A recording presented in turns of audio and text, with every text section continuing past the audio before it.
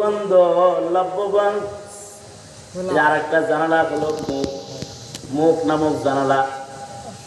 এই জানালা দিয়ে সব বলা যাবে না, এই জানালা দিয়া সব বললি কলম নষ্ট হয়ে যায়।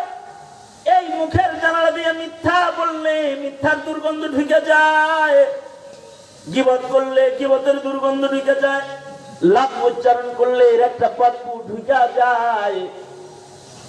আর যদি এই জানালার দ্বারায় যদি সুন্দর সুন্দর উচ্চারণ হয়, যদি আল্লাহর বরত্ব বর্ণনা করা হয়, যদি আল্লাহর জিকির করা হয়, তখন কলব আবার সাফ হয়ে যায়। সুবহানাল্লাহ, আস্তে করে সুবহানাল্লাহ। প্রত্যেকদিন কিছু জিকির করার আদত আছে কার, এটা যদি বলি তাহলে অনেকেই ধরা খাইবেন। হ্যাঁ, যারা বুজুর্গদের নিসবতে জিকিরের সবক আদায় করে